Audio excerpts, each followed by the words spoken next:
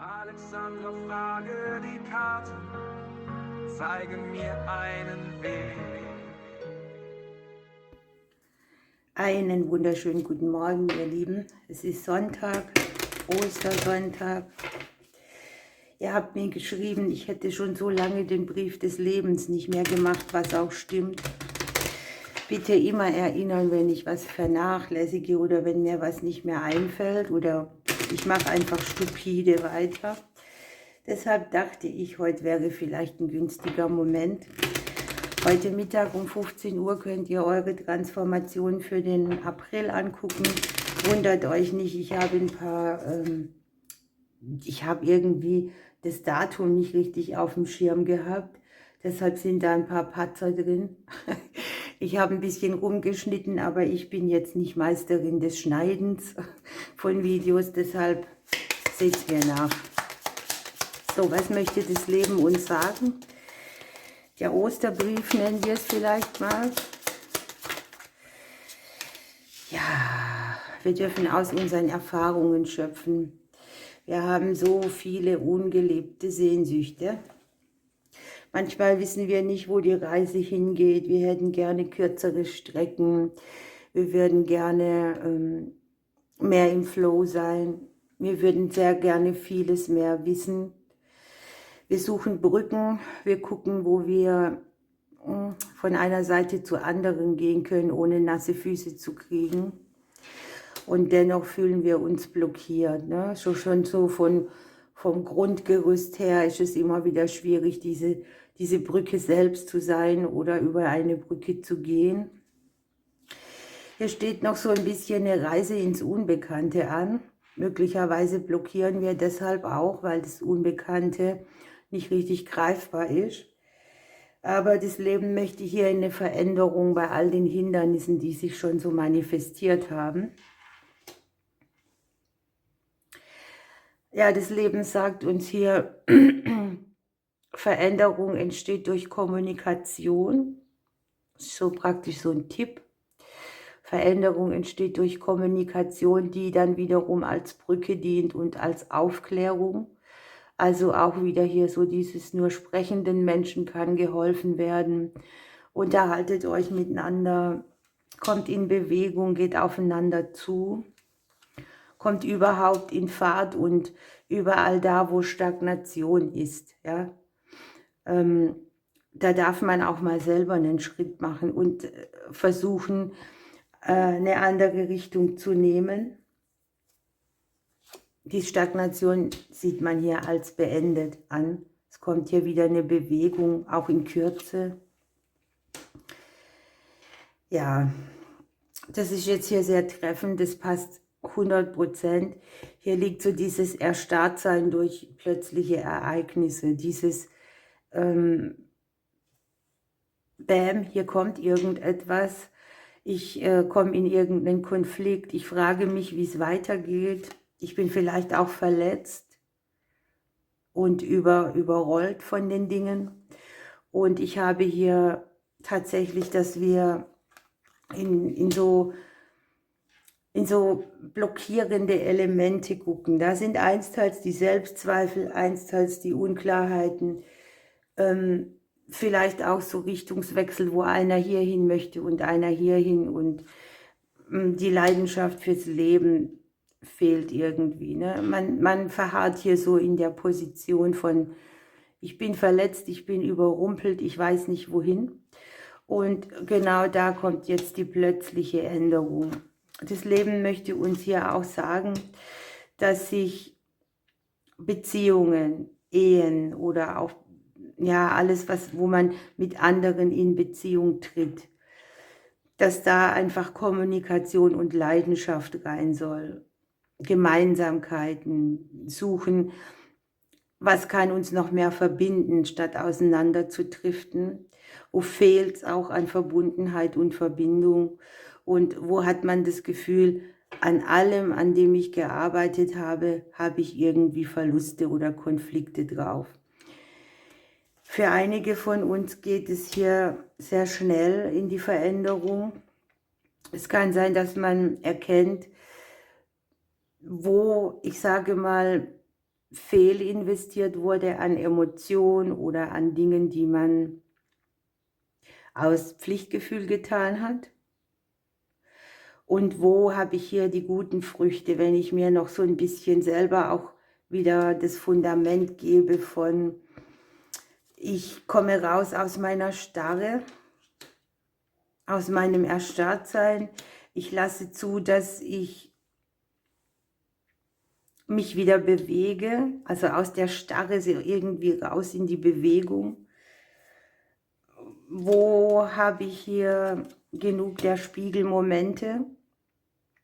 Ich habe hier auch das Leben und sagen will, bei allem, was du entscheidest, ja, sei genau. Mache nicht irgendwas um das, was gemacht wird oder ein Schritt gemacht wird, sondern gucke genau, welche Wege es gibt, wo etwas neu definiert werden darf und wo auch Rückzug und Erstarrung wieder also ins Leben mehr bringt. Ne? Ich habe so die Blumen und die Leidenschaft, das ist sowas, geh nach draußen, lebe das Leben, nimm die Geschenke von außen an, guck dir die Natur an, verharre nicht in diesem Gedankenkarussell und überanalysiere auch nicht. Wenn wir sehr viel denken, dann habe ich da immer das Gefühl, die Verwirrung wird immer größer anstatt kleiner. Und hier darf man sich für Wege öffnen, die man eben so nicht gedacht hat. Für einige von uns ist das Berufliche mit dabei. Berufliche Transformation, schnelle Wechsel, Konflikte mit dem Beruf, das Gefühl, nicht aus den Vollen schöpfen zu können, etwas weggenommen gekriegt zu haben, im Mangel zu sein. Und hier entstehen tatsächlich Wege bei all unseren Herzensangelegenheiten, die auch irgendwie so ein berufliches, ich würde mal sagen, da spiegeln sich im beruflichen Bereich viele Mangelthemen und genau da geht es jetzt ran. Es ist die Zeit für etwas Abgelaufenes verbindlich war. Hier kann sogar das Ende einer Ära sein oder ein karmischer Zyklus. Das Lebensbuch möchte uns eine neue Seite präsentieren, aber wir sind hier so in diesem Modus von, ich bin überrumpelt oder ich sehe den Wald vor lauter Bäumen nicht und man dreht sich im Kreise.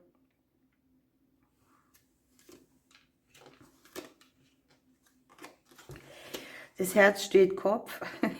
Das Herz liegt hier auch im schöpfenden Teil von uns, also in dem der gibt, der schwere Last auf dem Herzen hat. Hier wird auch wieder Kommunikation erleichtern. Ne?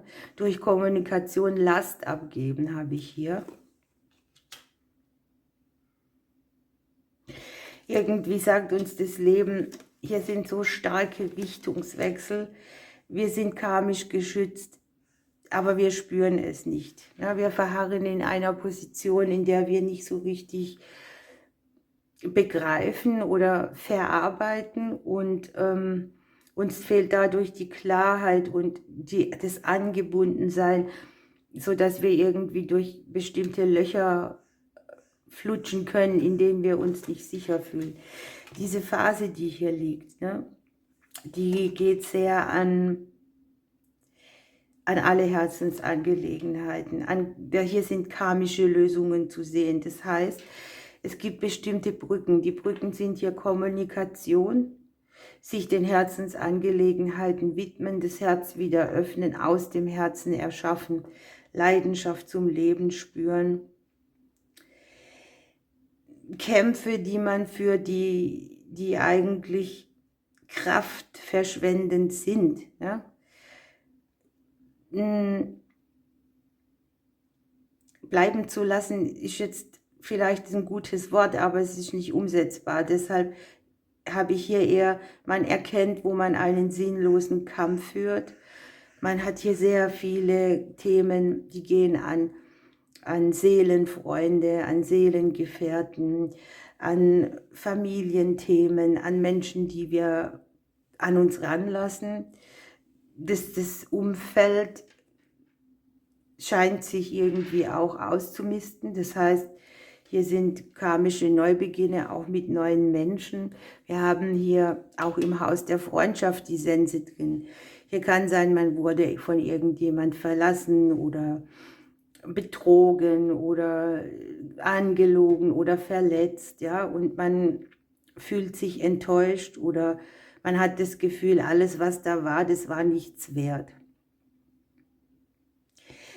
Hier die abgelaufene Zeit auf einem bestimmten Beziehungsthema, auf Regeneration. Es geht ja auch sehr viel um Verletzungen aus dem Beziehungssystem oder auf den Herzensangelegenheiten. Und wenn wir uns das angucken, gerade hier, ne? Wir haben den Schutz, das Kreuz, die Lösung, den Kompass. Hier kriegt man vom Schicksal einen anderen Weg aufgezeigt, verbunden auch mit der Lösung, die wie eine Brücke ist. Und die eben Wege mitbringt, sein Fundament neu zu bestellen.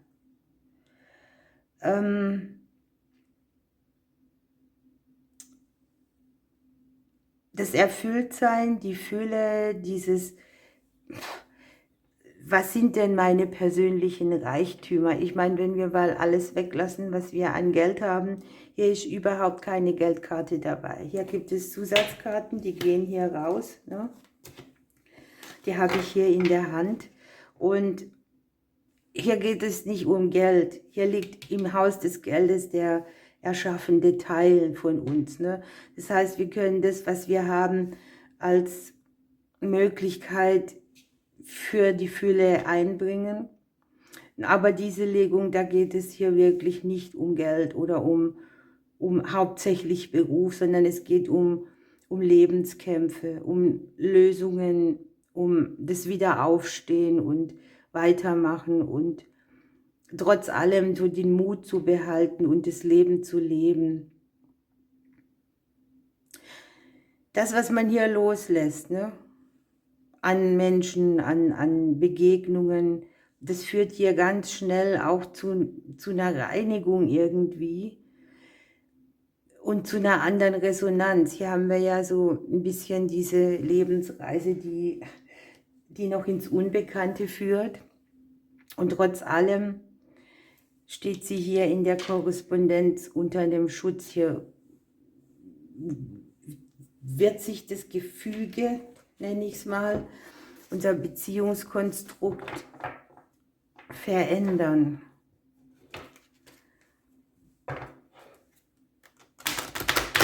Ich möchte mal noch eine tiefere Karte und dann lassen wir das mal so stehen. Hier haben wir die Weisheit mit den Tiefen des Meeres. Hier oben das Buch, ne? Also hier hat man Erfahrung und Weisheit und alles, was man gelernt hat, mit im Gepäck. Wenn man sich jetzt hier mal so überlegt, ne? So eine See oder so ein Meer kann ganz schön stürmisch sein, aber an der Oberfläche nehmen wir das eben wahr und unten tummeln sich hier die schönen Fische rum. In der Tiefe geschieht sehr viel. Und die Karte sagt ja auch, die Dinge sind nicht so, wie es den Anschein hat. Man betrachtet vieles vielleicht auch oberflächlich. Man hat den Eindruck, etwas wäre passiert, was einen erstarren lässt hier oder überfährt. Dass so ein Sturm draußen ist, wo wir nicht gewiss sein können, was los ist. Aber die Karte sagt ja eindeutig, dass es an der Oberfläche etwas rauer und turbulenter ist als in der Tiefe. Hier kommen Gelassenheit und Frieden und Begebenheiten, die jetzt herausfordernd wirken, werden sich später als wohltuend erweisen. Wir nehmen hier mal noch ein Krafttier dazu. Voilà. Der Regenwurm, guckt euch das mal an, die Regeneration, die hier stattfindet. Vertrauen, Heilung oder so Genesung erleben, liegt hier mit drin. Heißt natürlich auch, dass sich etwas wandelt, ne? Neues entsteht, Leben wandelt sich.